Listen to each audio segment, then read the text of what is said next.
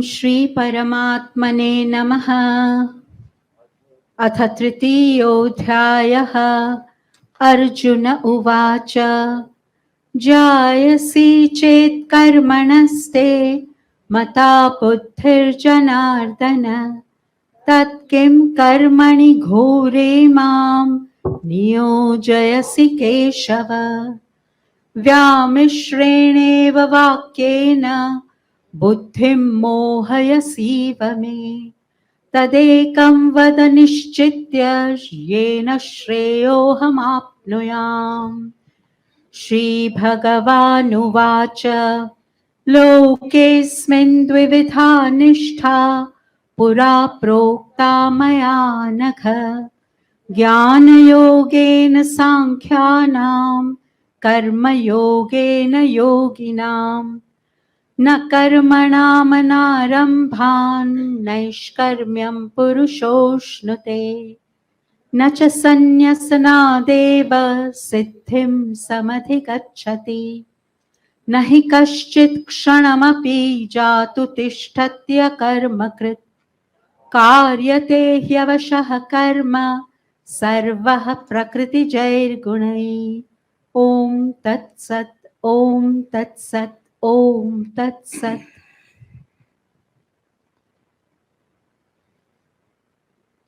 या कुन्देन्दुतुषारहारधवला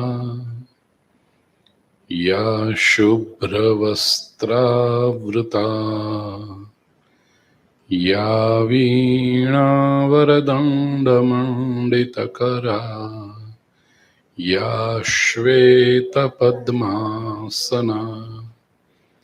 या ब्रह्माच्युतशङ्करप्रभृतिभिर्देवैः सदा वन्दिता सा मां पातु सरस्वती भगवती निःशेषजाड्यापहा।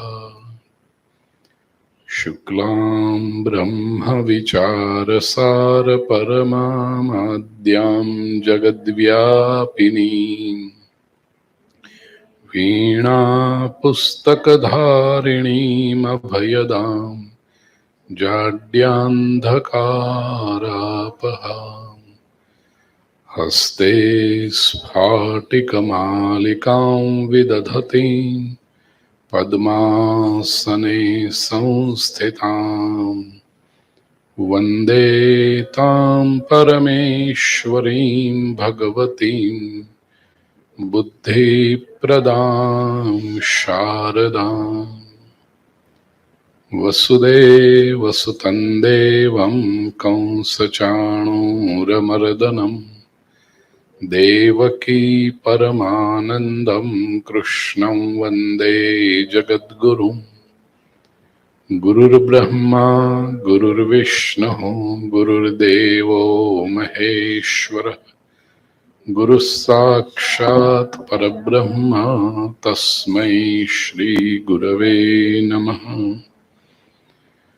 नारायणं नमस्कृत्य नरं चैव नरोत्तमं देवीं सरस्वतीं व्यासं ततो जयमुदीरयेत्।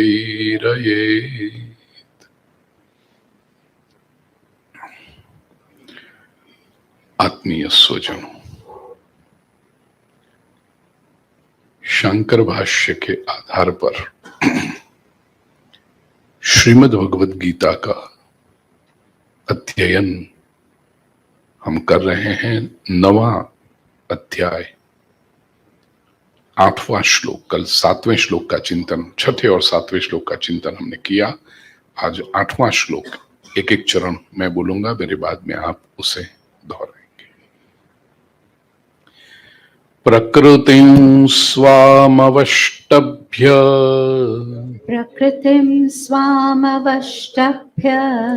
विसृजामि पुनः पुनः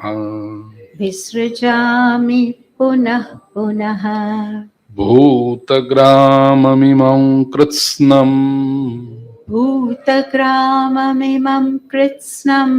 अवशं प्रकृतेर्वशात् अवशं प्रकृतेर्वशात्। भगवान श्री कृष्ण कहते हैं, अर्जुन,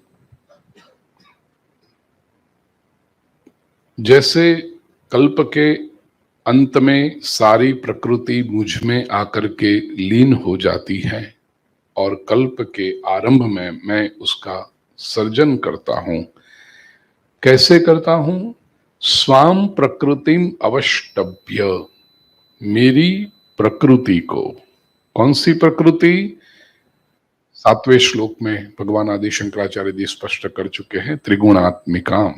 त्रिगुणात्मिका प्रकृति जो है, मेरी जो माया है, उसको अवष्टभ्य, उसका आधार लेकर के, उस प्रकृति को वश में करके, प्रकृते है वशात, प्रकृति के वश, प्रकृति के प्रभाव से अवशम इमम कृत्स्नम भूत ग्रामम, ये जो पूरा संसार है, प्राणी मात्र है, भूत समूह है। एक बात बहुत स्पष्ट समझ लीजिएगा, भगवत गीता में या तो हमारे शास्त्र में जब भूत शब्द आता है तो गुजराती या हिंदी भाषा में हमारे मन में होता है ना गोष्ट वाला, वो भूत नहीं है। भू भव धातु से भूत शब्द बनता है। भू भव का अर्थ है टू बी, टू एग्जिस्ट, होना, बनना। तो जो बन गया, जो अस्तित्व में आ गया, जो है, और भूत वो कृदंत होता है उसका, मतलब जो बन चुका। हम सब भूत हैं, जो भी हैं, जो भी बन चुके। सादी भाषा में कहूं तो जिनको भी आकार प्राप्त हुआ है, जो दिखाई पड़ते हैं, जो अस्तित्व में है, वो सारे भूत हैं। घोस्ट वाला जो हम बात करते हैं ना, उसके लिए संस्कृत में शब्द है प्रेत, और फिर सादी भाषा में भूत प्रेत हमने समान समझने लगे। वो समान है नहीं। भूत का अर्थ जो अभी हैं और प्रेत का अर्थ जो शरीर छोड़ के चले गए, प्रेत, प्रेत, दोनों अलग अलग हैं।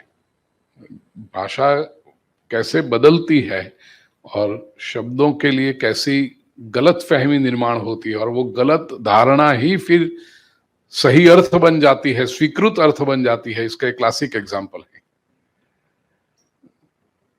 भूत प्रेत। हम दोनों समान समझने लगे, वो समान है नहीं।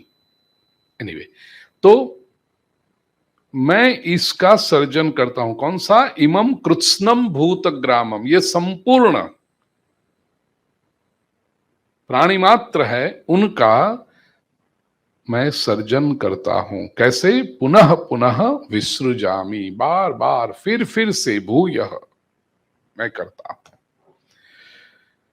प्रकृतिम स्वाम, श्रीमद आदि शंकराचार्य जी कहते हैं, स्वीयाम अवष्टभ्य वशीकृत्य, बिना प्रकृति के भगवान सर्जन करते ही नहीं है।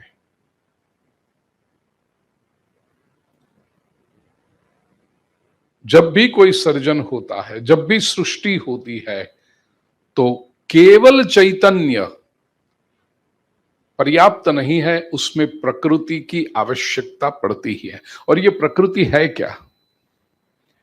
प्रकृति परमात्मा की ही शक्ति है, परमात्मा की ही ऊर्जा है, अनिर्वचनीय है। वो आप उसका वर्णन पूर्ण रूप से नहीं कर सकते, अलौकिक भी है। भगवत गीता के ही 7वें अध्याय में माया के रूप में जब भगवान ने परिचय दिया, दैवी येषा गुणमयी मम माया दुरत्यया, तो भगवान की है तो अलौकिक भी है, विलक्षण है। उसे परमात्मा से भिन्न भी नहीं बता सकते और अभिन्न भी नहीं कह सकते। परमात्मा से अलग नहीं है और परमात्मा से एक भी नहीं है। ऐसी ये प्रकृति, ऐसी ये माया।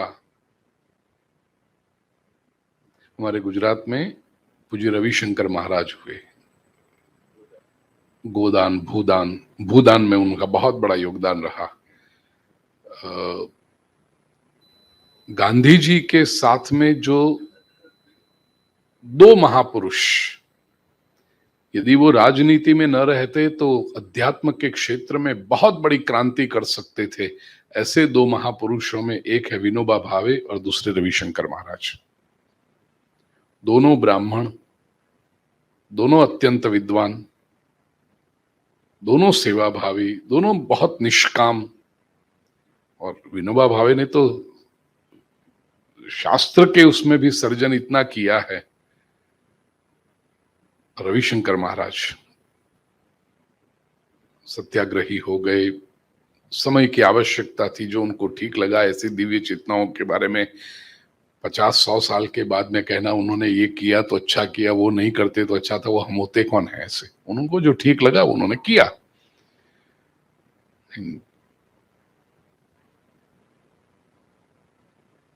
बिल्कुल गांव के लोगों के पास जाकर के, गुजरात में विशेष करके चरोतर प्रदेश में, सूरत से शुरू करके अहमदाबाद के बीच में जो प्रदेश पड़ता है, आणंद, खेड़ा, हाँ वो चरोतर के प्रदेश में। रमाबेन चरोतर ना तम, वो बहुत गांव गांव में, चरोतर का कोई गांव बाकी नहीं बचा होगा जहां पर रविशंकर महाराज गए नहीं होंगे। बिल्कुल सामान्य भाषा में वहां जाकर के वो भगवत गीता का उपदेश करते थे। उन्होंने एक ग्रंथ भी लिखा, गीता बोध, गीता ध्वनि, ऐसा उनका एक ग्रंथ है भगवत गीता के ऊपर। विद्वत्तापूर्ण वो शायद ना हो, लेकिन सामान्य लोगों के लिए बहुत उपयोगी है वो। उसमें रविशंकर महाराज माया का परिचय देते हैं। माया क्या है? और बिल्कुल गुजरात के गांवठी भाषा में, कीर्तारनी कारभारण, ये माया है। कीर्तार, भगवान को कोई काम कराना होगा तो कहां का, भगवान स्वयं तो सब कुछ कर नहीं सकते, किसी कोई एजेंसी कोई बनाना पड़ता है। तो ये कीर्तारनी कारभारण है। ईश्वर जो कराना चाहता है, जो करना चाहता है, वो माया के माध्यम से, ये प्रकृति के माध्यम से होता है। भगवान कहते हैं स्वाम प्रकृतिम अवष्टभ्य, मेरी इस प्रकृति का आधार लेकर के। तो जब भी सृष्टि की रचना परमात्मा करते हैं, प्रकृति को लेकर ही करते हैं। ये अवष्टभ्य के लिए श्रीमद् रामानुजाचार्य जी ने अपने भगवत गीता भाष्य में लिखा, प्रकृतिम अवष्टभ्य अर्थात अष्टधा परिणमय्य। अष्टधा जो भगवान की प्रकृति, 7वें अध्याय के 3रे श्लोक में भगवान ने कहा, भूमि रापो नलो वायु खम मनो बुद्धिरेव च अहंकार इति यम्मे भिन्ना प्रकृति अष्टधा। तो अष्टधा प्रकृति में परिणत होकर के भगवान कहते हैं कि ये सृष्टि में जो कुछ हो रहा है, उत्पत्ति, स्थिति, विनाश, ये सब जो भी परिवर्तन है, ये परिवर्तन प्रकृति में होता है। एक बात याद रहे, क्योंकि सर्जन करना है, कल्पादौ विसृजामि और कल्पक्षय अपने भीतर लेना है, तो ये कुछ परिवर्तन हुआ। क्यों प्रकृति चाहिए? यदि परमात्मा सर्वसमर्थ है, कर्तुम अकर्तुम अन्यथा कर्तुम समर्थ है, प्रतिपक्ष ऐसा प्रश्न पूछेगा कि फिर परमात्मा को क्यों प्रकृति अवष्टभ्य आधार लेकर के? तो फिर प्रकृति बड़ी हो गई ना। भगवान को यदि प्रकृति का आधार लेना पड़े और बिना प्रकृति का आधार लिए यदि भगवान कुछ नहीं कह सकते, कर सकते, तो फिर ये परमात्मा की मर्यादा हो गई। नहीं, ये परमात्मा की मर्यादा नहीं है, परमात्मा का सामर्थ्य है। क्यों? क्योंकि उत्पत्ति करनी है, स्थिति करनी है, लय करना है, तो ये परिवर्तन हुआ। परिवर्तन परमात्मा में संभव नहीं है, परिवर्तन केवल प्रकृति में संभव है। तो ये परमात्मा का सामर्थ्य है कि उनमें कभी परिवर्तन हो नहीं सकता, और सृष्टि में तो परिवर्तन के बिना चलेगा नहीं। जरा सोचिए आप, सृष्टि में परिवर्तन न हो, it will be so boring. Life is interesting. Why? Because there is a constant change. परिवर्तन की निंदा करने वाले लोग बहुत मिलेंगे, लेकिन परिवर्तन आवश्यक है, यह भी समझ लो। जीवन में रस है, क्यों? क्योंकि सृष्टि में परिवर्तन है। एक शायर ने कहा, सुबह होती है, शाम होती है, यूं ही उम्र तमाम होती है। अब ये देखो तो एक मर्यादा आ गई कि भाई सुबह शाम हुई, जिंदगी पूरी होती है। लेकिन यदि सुबह न हो, शाम न हो, दोपहर न हो, रात न हो, तो जीवन में आनंद आएगा? परिवर्तन चाहिए। हाँ, बीच बीच में थोड़ा संगीत भी बजते रहना चाहिए, तो वो आनंद है उसका भी एक। मीता को आक्रोश आएगा, मीता की आंखें लाल भी होगी, आप देखना, because she is such a strong disciplinarian. तो मीता की लाल आंखें देखकर भी आनंद आता है, फिर वो भी एक परिवर्तन है। सीधी बात है। लेकिन जीवन से बहुत कुछ सीखा हो मीता बहन। 15 साल पहले के भूपेंद्र भाई होते तो पता चलता अभी। है ना दिनकर? जीवन बहुत कुछ सिखाता है और आनंद आता है, वो भी परिवर्तन है। कहने का आशय प्रिय स्वजनों, परिवर्तन आवश्यक है। परिवर्तन जीवन को रसपूर्ण बनाता है और परिवर्तन प्रकृति में ही संभव है। इसलिए परमात्मा सर्वसमर्थ होते हुए भी स्वाम प्रकृतिम अवष्टभ्य वशीकृत्य, श्रीमद आदि शंकराचार्य जी कहते हैं, उसमें लेकर के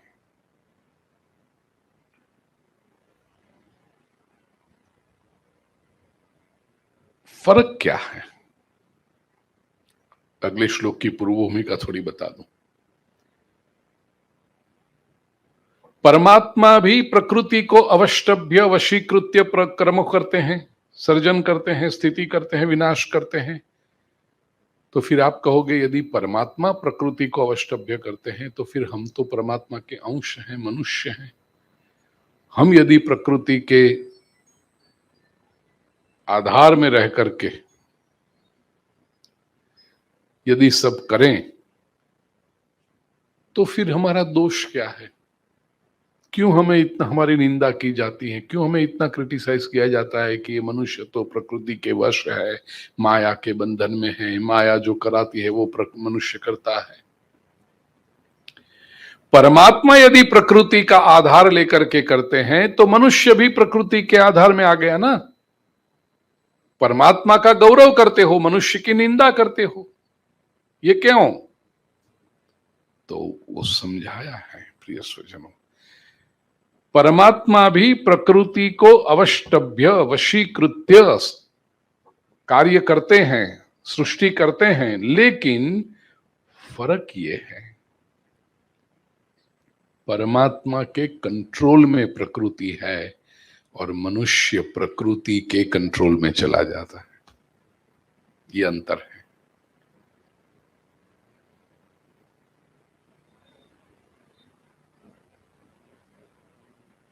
श्वेताश्वतर उपनिषद में बहुत सुंदर मंत्र है, मायांतु प्रकृतिम विद्यान माइनंतु महेश्वरम। श्वेताश्वतर उपनिषद। प्रकृति क्या है? माया है। मायांतु प्रकृतिम विद्यान, और परमात्मा क्या है? माइनंतु, माया का मालिक, माया का। इसीलिए तो 7वें स्कंद के 13 और 14वां श्लोक शैलाजू, दैवी एषा गुणमयी मम माया, भगवान कहते हैं मेरी है माया, मामेव ये प्रपद्यन्ते माया मेताम तरन्ति ते। तो माया के अधिपति परमात्मा है। बस मनुष्य और परमात्मा में अंतर कितना?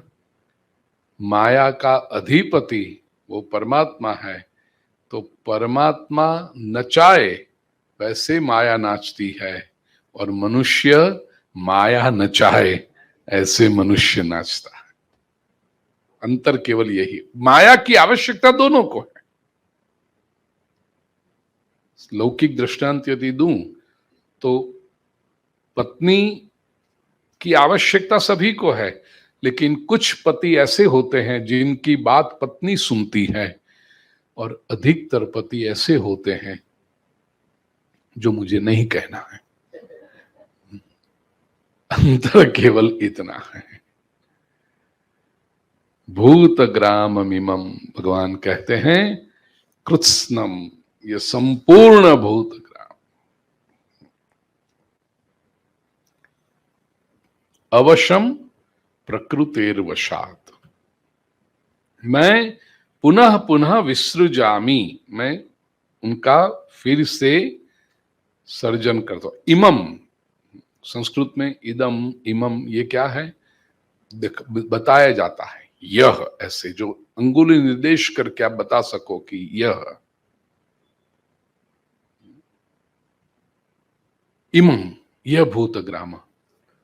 तो ये कौन सा इमम? श्रीमद आदि शंकराचार्य जी ने देखिए स्पष्ट किया, वर्तमानम, ये जो अभी दिखाई पड़ रहा है अर्जुन तेरे सामने, तेरी आंखों से तूने जो अनुभव किया है, ये सारा भूत ग्रामम, ये सारी सृष्टि, कृत्स्नम समग्रम, अवशम अस्वतंत्रम अविद्या दोषैहि परवशीकृतम। कौन सा प्रकाश भाई, कल जो आपका प्रश्न था कि जिनका मोक्ष हो गया वो वापस आते हैं कि नहीं, कल जो मैंने कहा प्रवचन में कि वही जैसे सीडी वही एक्शन रिप्ले होती है मूवी की जैसा, 3 घंटे की मूवी 3 से 6, 6 से 9, 9 से 12 जो ऐसे सेम मूवी रिपीट होती है। तो प्रकाश भाई ने बहुत सुंदर प्रश्न पूछा था towards the end of yesterday's प्रवचन कि फिर जिनका मोक्ष हो गया क्या हुआ, वो वापस आते हैं? नहीं, इसका उत्तर यहां भी आपको मिलेगा। देखिए क्यों वापस कौन आता है? पुनः पुनः विसृजामी, फिर से रिपीटेटिव है। देखिए पुनः पुनः, मैं बारंबार जिनका सर्जन करता हूं, वो किन को करता हूं? अवश्यम, जो अवश्य है उनका करता हूं। अवश्य कैसे? श्रीमद आदि शंकराचार्य जी ने भाष्य में स्पष्ट किया उस कॉन्सेप्ट को, अस्वतंत्रम, जो स्वतंत्र नहीं है उनको। क्यों स्वतंत्र नहीं है? अविद्यादि दोषै ही परवशीकृतम, अविद्या आदि दोषों से जो परवश हो गए हैं उनको बार बार सर्जन करता हूं। मुक्त जो है वो अविद्या से ऊपर चला गया, तो अब वो अवश्य नहीं है, वो प्रकृति के वश नहीं है, और चूंकि वो अविद्या से ग्रसित नहीं है, प्रकृति के वश नहीं है, that means there is no reason for him to come again.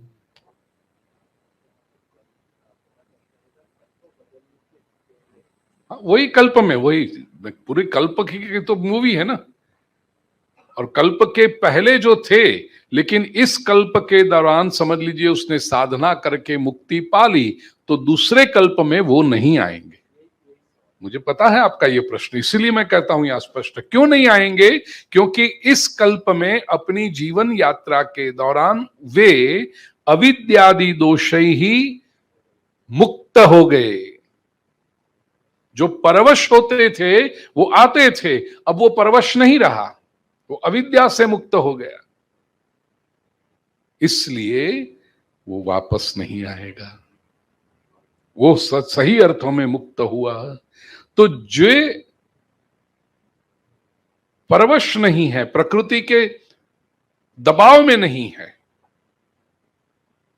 वो महासर्ग में, कल्प के आदि में उसका फिर से जन्म होता नहीं है। जो नहीं हुए वो आते रहेंगे। तो अब ये पूरा 7वां और 8वां श्लोक दोनों का समन्वय करके एक समझ लीजिए ये सृष्टि कैसे चलती है। महाप्रलय के समय सभी प्राणी, समग्र जीव सृष्टि व्यष्टि सृष्टि, समष्टि सृष्टि में थोड़े वेदांत के शब्दों का प्रयोग करता हूं, उसका मैं अर्थ भी समझाऊंगा। व्यष्टि सृष्टि समष्टि सृष्टि में लीन होती है। व्यष्टि सादा सीधा अर्थ है इंडिविजुअल, समष्टि समग्र। तो इंडिविजुअल है वो एक समग्र सृष्टि में लीन हुए, और ये समष्टि प्रकृति जो है, व्यष्टि समष्टि में लीन हुई, समष्टि प्रकृति में लीन हुई, और प्रकृति परमात्मा में लीन हुई। ये लीन होने की प्रक्रिया है। और जब अर्थात क्या हुआ, ये समग्र प्राणी सृष्टि का जो चेतन अंश है वो परमात्मा में लीन हो जाता है, और सृष्टि का जब आरंभ होता है कल्पादौ, कल्प के आरंभ में, तब उपनिषदों ने बहुत सुंदर वर्णन किया, परमात्मा में इच्छा जागृत होती है, एको हम बहुस्येयम प्रजायेय, छांदोग्य उपनिषद। एक हूं, अब मुझे अधिक होना है, अनंत होना है, और उससे करते करते फिर लोकवत्तु लीला कैवल्यम, लीला के लिए समग्र लोक का, समग्र सृष्टि की रचना करते हैं। तो माया ये परमात्मा की प्रकृति है, और अविद्या ये जीव की प्रकृति है। माया से सृष्टि उत्पन्न हुई, और अविद्या के कारण जीवात्मा उत्पन्न हुआ है। और अविद्या के लिए, अविद्या के कारण ये स्वभाव की परवशता को लेकर के जीवात्मा बार बार ये संसार में आवागमन करता है। कल जैसे मैंने स्वभाव को निर्माण करने के 5 बातें बताई थी, आज एक और बात आपके चिंतन के लिए मैं, क्योंकि चिंतन माला है ना, सो दैट घर जाकर भी आप उसके बारे में कॉन्टेम्पलेशन कर सको, और अपने जीवन पर वो उसका रिफ्लेक्ट करके जीवन को कैसे ऊर्ध्वमुखी बनाना है, ऊर्ध्वमूल बनाना है, ये कर सको। क्या है ऐसी माया, किसके कारण ये जीवात्मा वश होता है? यहां जो कहा, प्रकृति को वश होकर के, अस्वतंत्रम अवशम, वो कौन सी बातें हैं जो जीवात्मा को प्रकृति से बांधती है, प्रकृति से अवश अस्वतंत्र बना देती? There are 4 emotions. देखिए, मनुष्य है तो उसका संवेदना होगी, और उस संवेदना के 4 लक्षण है, 4 कैरेक्टरिस्टिक्स, 4 शेड्स ऑफ इमोशंस, जिसकी वजह से यह मनुष्य प्रकृति में अवश्य हो जाता है। पहली लक्षण है भोग, desire to enjoy, desire to relish, एक संवेदना है। जैसे सामने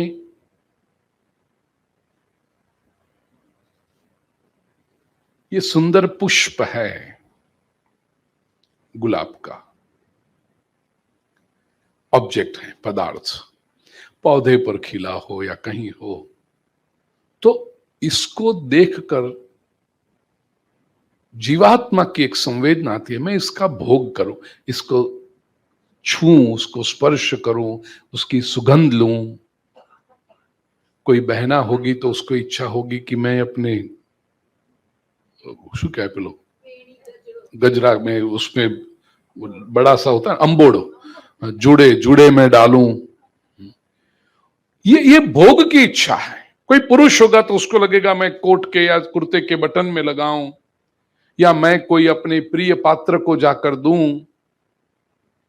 कोई भी पदार्थ आया कि उसके साथ तुरंत भोग का विचार जुड़ ही जाता है, भोग की संवेदना आ ही जाती।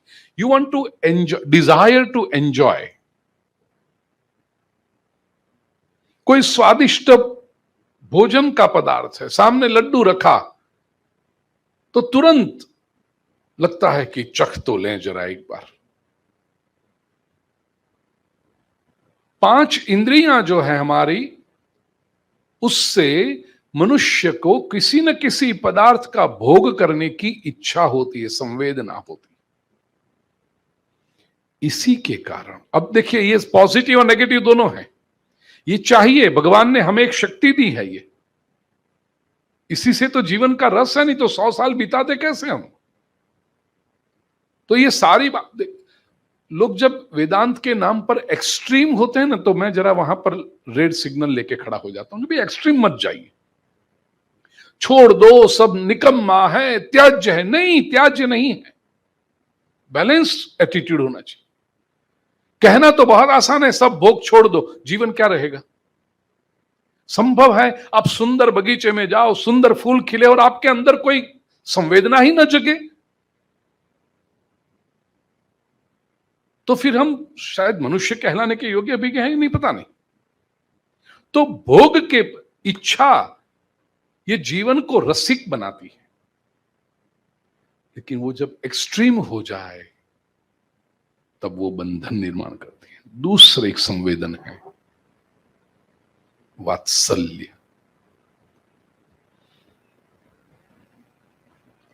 वात्सल्य को आप केवल एक माता और बालक या पिता और पुत्र के बीच में मत रखना, वो तो होता ही है, लेकिन वात्सल्य का अर्थ है एक प्रेम। जैसे श्रीमद् भागवत में बहुत सुंदर वर्णन है, भगवान ऋषि जब प्रकट हुए स्तंभ फाड़ के, तो इतना रौद्र स्वरूप है, इतना आक्रोशमय स्वरूप है, वहां खड़े सब यक्ष गंधर्व देव भगवान, इवन ब्रह्मा जी को चिंता हो गई कि भगवान ऋषि के आक्रोश को शांत कैसे करें। लक्ष्मी जी खड़ी थी, तो ब्रह्मा जी ने लक्ष्मी जी से कहा जाइए। लक्ष्मी जी कहते हैं शांताकारम भुजग शयनम, स्वरूप को तो मैं चरण सेवा करती हूं, वो तो मुझे पता है, लेकिन ये स्वरूप में जब हो तो मेरी भी हिम्मत नहीं बनती। बोलो घर वाली ही न जाए तो फिर दूसरा तो कौन जाए उस समय पास में। लक्ष्मी जी कहती हैं ये स्वरूप के मैं पास में नहीं जाऊंगी, कौन जाएगा।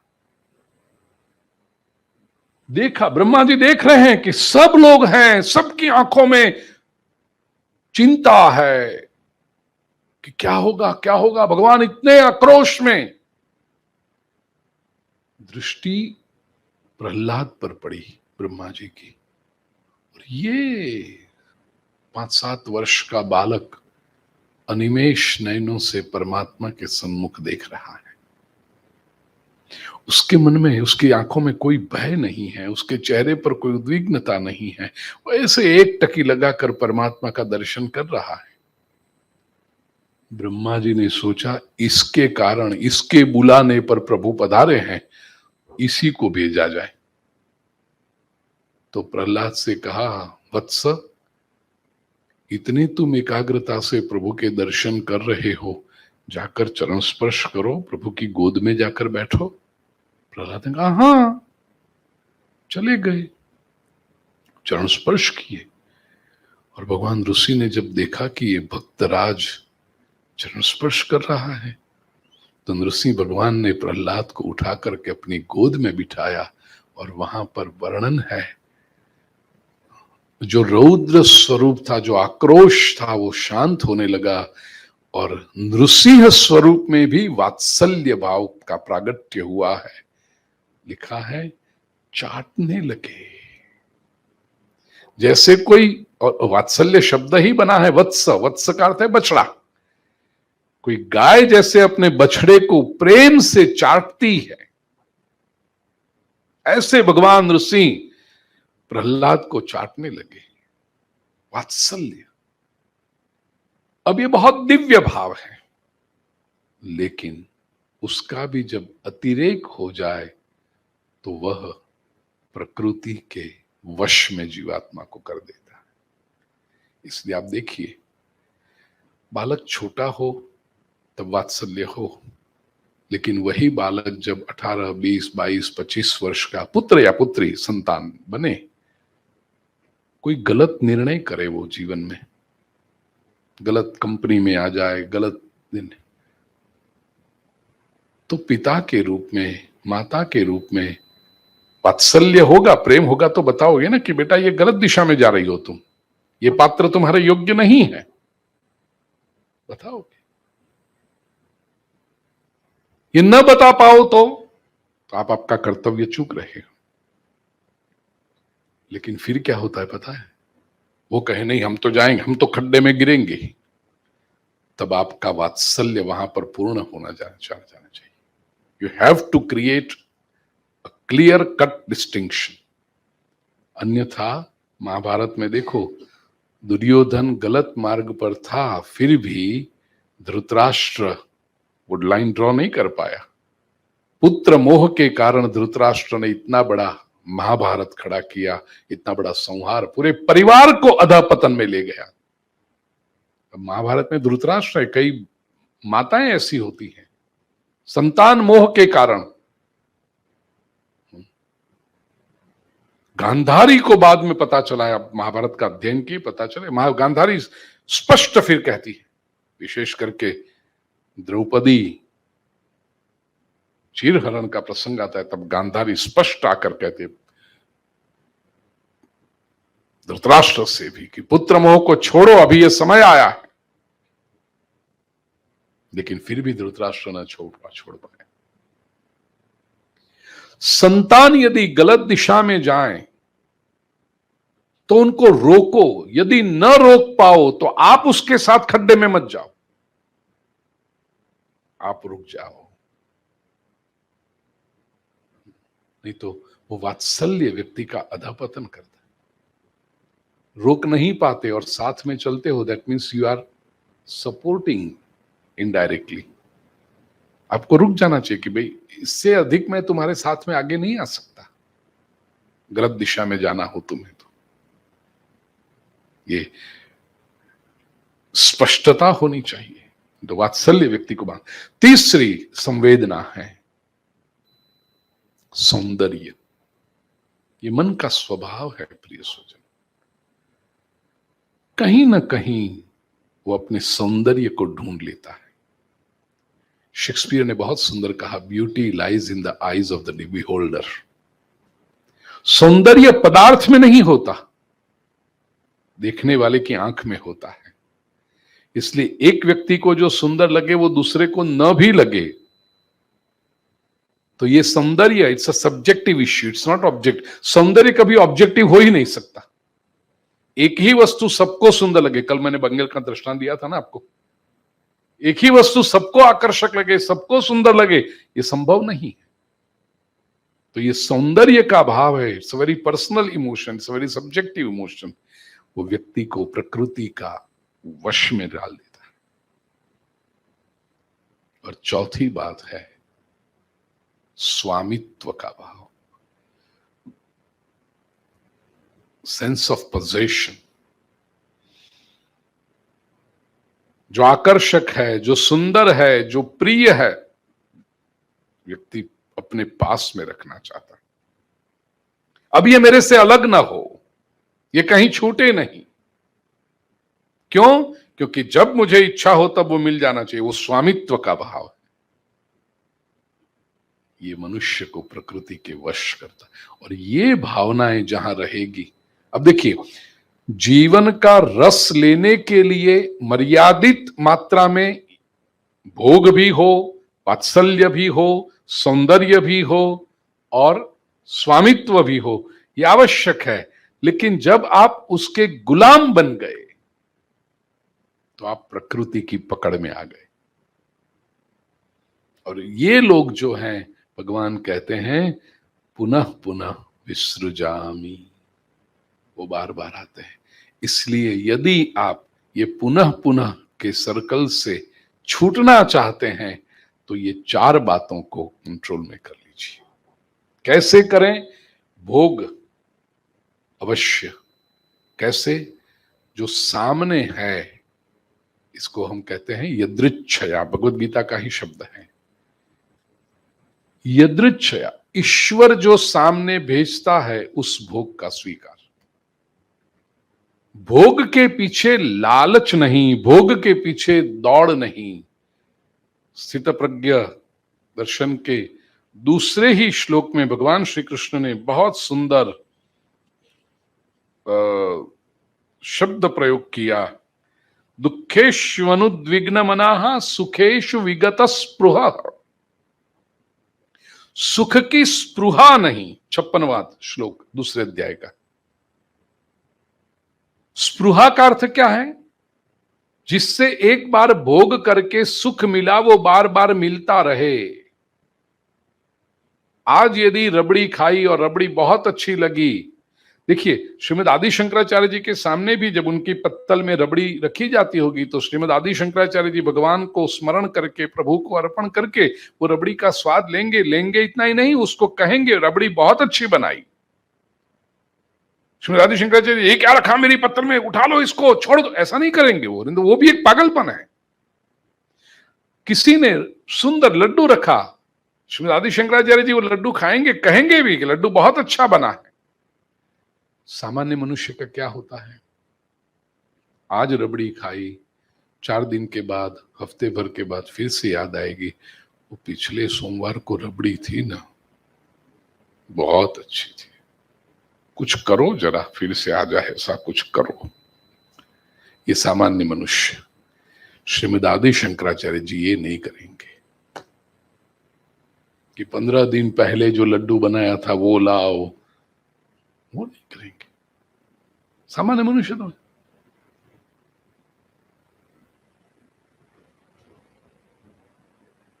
10 लोग घर पे डिनर पे आने वाले हों, बहना पूरे दिन की मेहनत करके रसोई बनाए और सभी मेहमानों को परोसे और सब भोजन कर रहे हैं, प्रशंसा भी कर रहे हैं, भाभी जी सब्जी बहुत अच्छी बनी है, भाभी जी दाल बहुत अच्छी बनी है, भाभी जी ये बहुत। लेकिन बहना का एक स्वभाव है कि उसका वाला जो है ना वो बोलता ही नहीं, हो तो ऊंधो गालीन मंड्यो छे। बहना की इच्छा होती है कि ये कुछ बोलना चाहिए। मेहमान तो वो फॉर्मेलिटी के लिए भी बोलेंगे, औपचारिकता के लिए भी बोलेंगे, ये कुछ नहीं बोल रहा। तो पूड़ियां लेना पूरा हो गया, अब तो अंतिम दाल चावल पे आ गए और दाल चावल भी पूरे होने आए हैं, अभी तक ये कुछ बोल नहीं रहा है। फिर बहना से रहा नहीं जाता है, वो पूछती है अपने उनसे,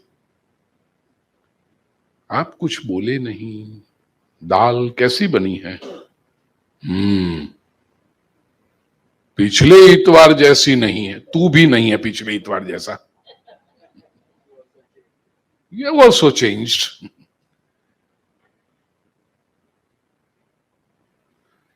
ये वो, इससे छूटो प्रिय स्वजनों, जो सामने यदृच्छयोपपन्नेन वर्तमान। श्रीमद् भागवत में वामन जी कहते हैं सन्मुख जो आ जाए उसका स्वीकार, नहीं आया उसके स्पृहा नहीं, उसके पीछे दौड़ नहीं। तो ये भोग के ऊपर से वात्सल्य, जैसा मैंने कहा, संतान है या कोई भी जो अपनापन है, केवल संतान तक वात्सल्य होता है ऐसा कोई नहीं, किसी के साथ भी हो सकता है। लेकिन वो अपना व्यक्ति जब तक धर्म के मार्ग पर है, नीति के मार्ग पर है, न्याय के मार्ग पर है, संस्कृति के मार्ग पर है, अध्यात्म के मार्ग पर, तब तक मेरा वात्सल्य। यदि आपने मार्ग छोड़ा तो I will stand, I will not अकंपनी you. इतनी स्थिरता होनी चाहिए वात्सल्य कि मेरा प्रेम ये मेरी ऊर्जा है, ये मेरी शक्ति है, मेरा प्रेम ये मेरी मजबूरी नहीं है। लोगों को क्या होता है कि वो प्रेम, जैसे धृतराष्ट्र, उनकी मजबूरी बन गया। वो गमे ते होए भाई आपरू छोकरू छे ने, उस गलत में साथ नहीं दे सकते, उसका रुक जाइए। वात्सल्य। तीसरा सौंदर्य। सौंदर्य के ऊपर कैसे करोगे? सौंदर्य तो लगेगा अच्छा, लेकिन सौंदर्य देखकर उसके बनाने वाले पर अहोभाव उत्पन्न होने। हमारा क्या होता है, सौंदर्य को देख करके अभाव उत्पन्न होता है। कुछ भी सुंदर चीज मेरे पास नहीं है, यह अभाव। उनके पास जैसी घड़ी है वो मेरे पास नहीं है, उनके पास जैसा फोन है, इनकी गाड़ी कितनी सुंदर है, ऐसी मेरे पास नहीं। सौंदर्य अभाव उत्पन्न करने वाला न चाहिए, सौंदर्य अहोभाव उत्पन्न करने वाला चाहिए। जहां भी सुंदर देखो, ये यदि सुंदर है तो उसको बनाने वाला मेरा प्रभु कितना सुंदर होगा। तो सौंदर्य से आप प्रकृति के वश में नहीं आओगे, आप परमात्मा से जुड़ोगे। और चौथी बात है स्वामित्व, पोजेशन, वो भी नहीं। कैसे? ये संसार का समग्र का स्वामी एकमात्र ईश्वर है, और मैं स्वयं जब परमात्मा का सेवक हूं तो भला मैं स्वामी कैसे हो सकता?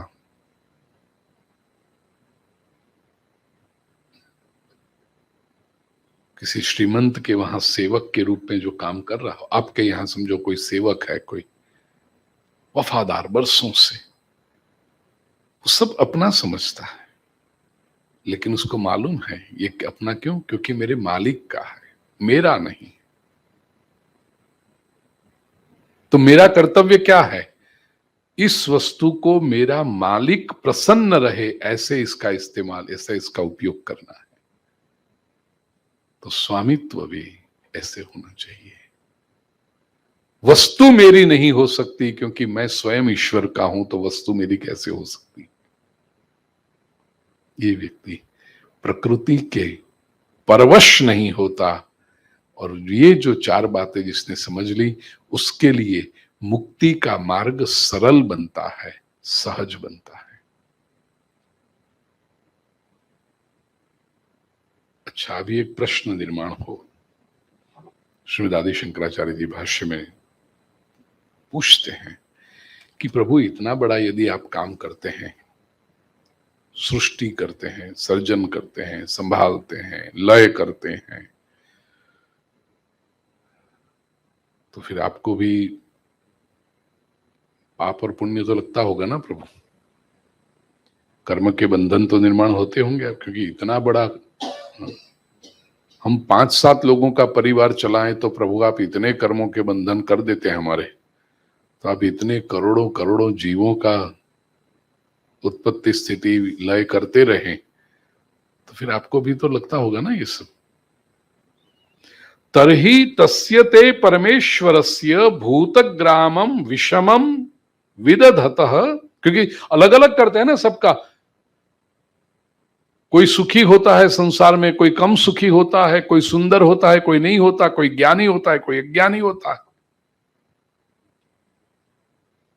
तो ये प्रभु जो आप करते हैं, तो उससे ये विषम भाव से तन्निमित्ताभ्याम धर्माधर्माभ्याम संबंधः स्यात्, उसमें कहीं धर्म अधर्म भी आ गया ना प्रभु, पुण्य पाप, आपको भी तो लगता होगा।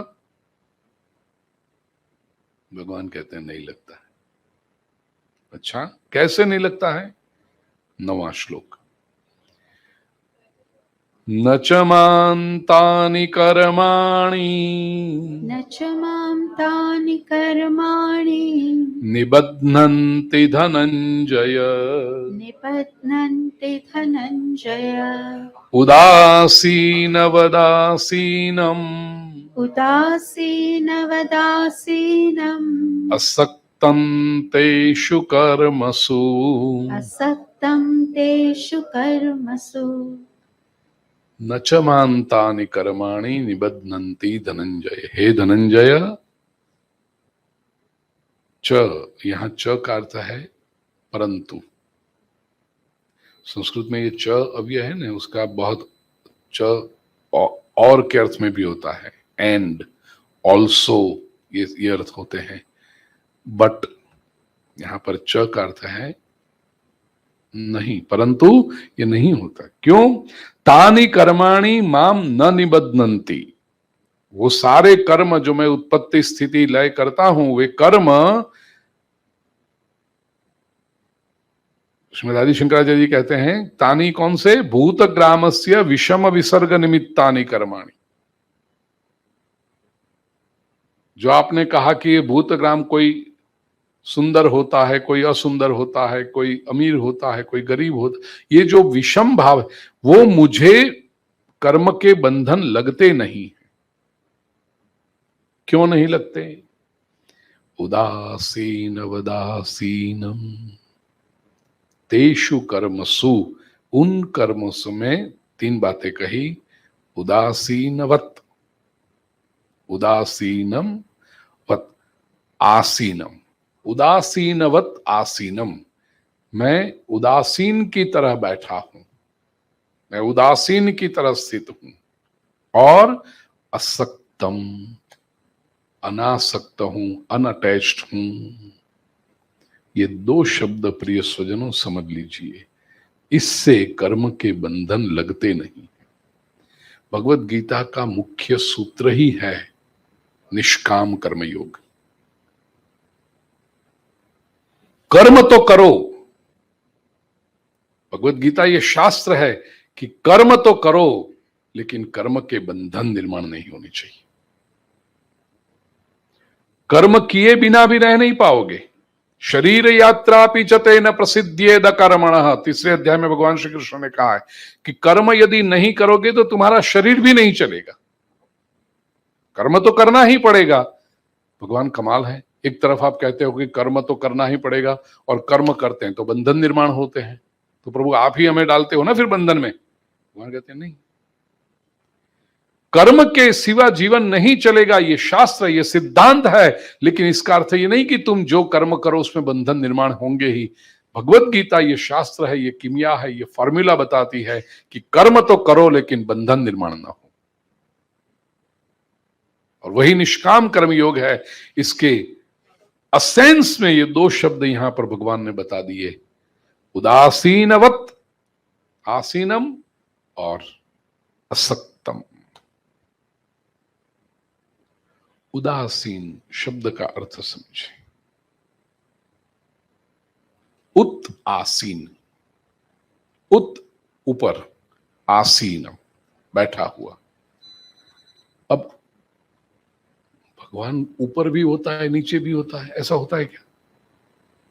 कल जो हमने देखा था ना, भगवान तो सर्वव्यापक है, कोई ऐसा स्थान नहीं जहां पर भगवान ना हो। तो फिर उत आसीन कैसे हुआ? ऊपर बैठा है इसका अर्थ क्या नीचे नहीं बैठा है क्या भगवान? भगवान तो सर्वत्र है, इसलिए उदासीन कहा। कि भगवान कहते हैं वो पोजीशन मेरे लिए संभव नहीं कि मैं तो सर्वत्र हूं, इसलिए क्या कहा देखिए, उदासीन वत।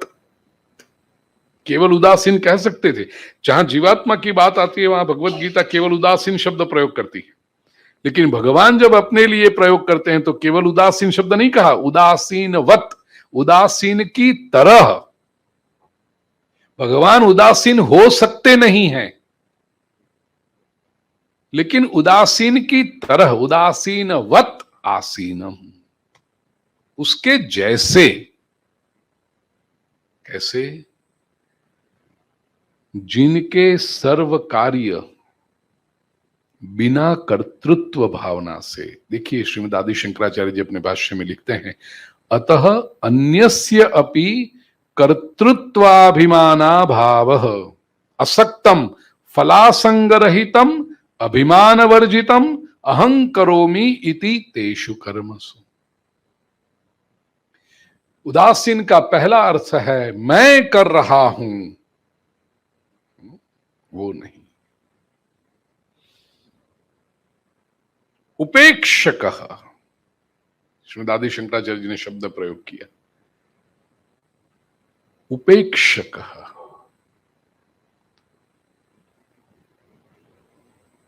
जब इंग्लिश में प्रवचन करता हूं भगवद गीता में, खास करके विदेशियों के, परदेशियों के सामने, तब उपेक्षकः कश्चित तद्वत आसीन। कैसे? उपेक्षकः अनकंसर्न्ड। इव, ये इव शब्द वत है ना, बहुत महत्वपूर्ण है। As if I am unconcerned, why? Because the self is immutable. जो परम तत्व है वो तो बदल नहीं सकता, इसलिए मैं अनकंसर्न हूं, ऐसे रखता हूं। और सारे कार्य कर्तृत्व भावना के बिना होते हैं, अपने आप होते हैं, उनकी सत्ता मात्र से होते हैं। The presence is enough. हम कहते हैं ना, सूर्योदय जब होता है तो बगीचे में सारे फूल खिल जाते हैं। तो किसी के ध्यान में ऐसा आएगा कि जब सूरज निकलता है तो फूल खिलते हैं, तो क्या सूरज जाके एक एक फूल को खोलने जाता है? नहीं, द प्रेजेंस इज इनफ। केवल उसकी सत्ता, उसका होना पर्याप्त है।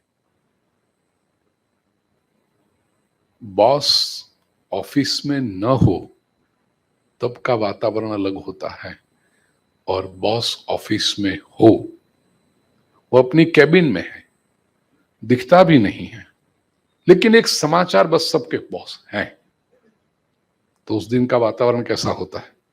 अब बॉस को एक एक टेबल पे जाके, हे काम कर, हे क्या किया तूने, तू क्या कर रहा है, पूछने जाता है?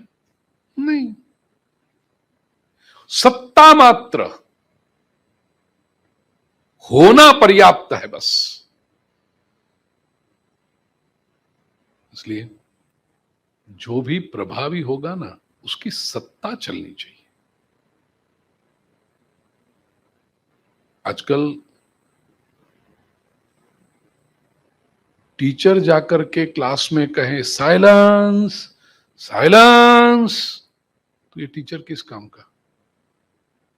यदि शिक्षक को जाकर के वर्ग में कहना पड़े शांत हो जाओ, अभी मैं आया हूं तुम्हें सिखाने के लिए, शांत हो जाओ, पता चल गया ना वो शिक्षक की एबिलिटी क्या होगी। सच पूछो तो शिक्षक वो है कि वो क्लास में आए और सब अनुशासन से बैठ जाएं, उत्सुकता से बैठ जाएं। आज गुरुजी क्या पढ़ाएंगे, आज क्या सिखाएंगे, ये शिक्षक होता है। पिता का प्रभाव। पहले के समय में ऐसा होता था, बालक नटखट होते ही हैं और होने भी चाहिए। 8-10 साल का पुत्र खेल रहा है, शाम होने आई, मां कहेगी चल होमवर्क कर ले, तेरा लेसन कर ले।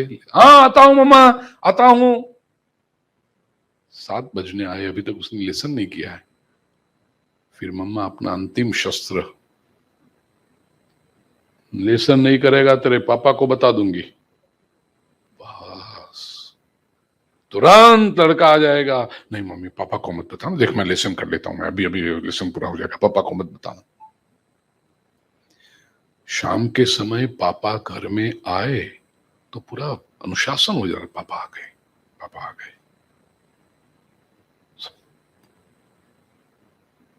डरते थे एक प्रकार का, वो फादर फिगर अनुशासन लगा, वो कितना संस्कारी परिवार था। अब जमाना बदल गया, अब शाम को घर में जाते समय पापा डरता है,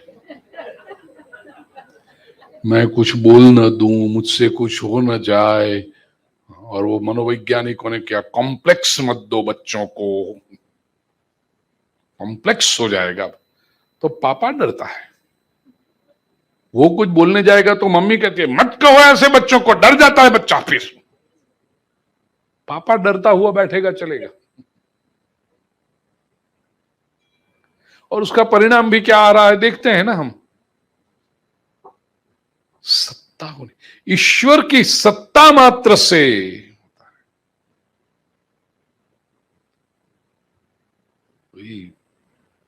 परसों चेतन कह रहे, साईराम दवे कह रहे अपना घरे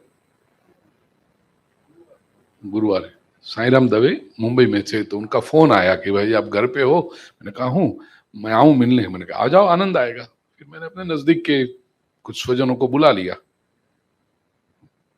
साईराम ने बहुत अच्छी बात की है कि हम जब, कुछ बात में से बात चली हमारी, तो उन्होंने कहा कि हम जब छोटे थे, वो साईराम स्कूल भी चलाते हैं राजकोट में, बहुत सुंदर। Basically he is a teacher. Sairam कहते थे कि हम जब छोटे थे तो टीचर घर पे आते थे, हमारे घर की चाय पीते थे और हमारे पापा के पास हमें मार मरवाते थे।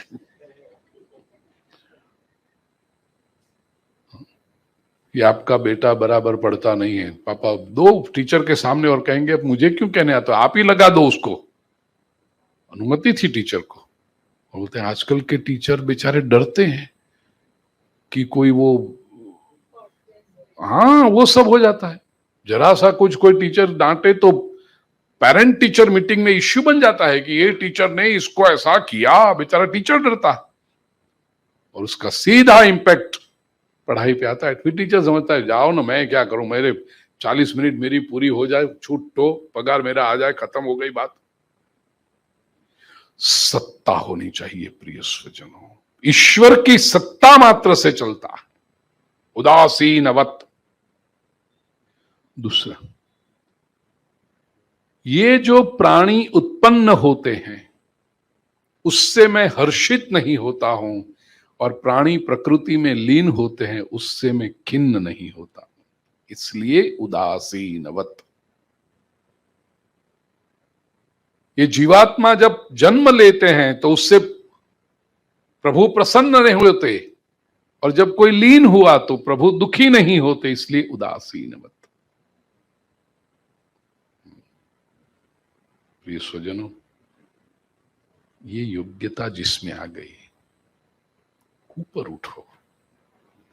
इसी अर्थ में गुजराती में नरसिंह मेहता बहुत सरस पद लख्યું, ऊंची मेड़ी ते मारा संतनी रे। संतनी ऊंची मेड़ी, उदासीनवत। महापुरुष वो है जिसकी दृष्टि ऊपर बैठता है, उपेक्ष देखता है, बस प्रसन्नता से, न हर्षित होता है न दुखी होता है। और यही जीवन का एटीट्यूड होना चाहिए, वो ही बंधन से पर रह सकता है। समय हुआ, इसी श्लोक को हम आगे कल चिंतन करेंगे। कृष्णाय वासुदेवाय हरये परमात्मने प्रणतक्लेशनाशाय गोविंदाय नमो नमः। ओम शांति शांति शांति।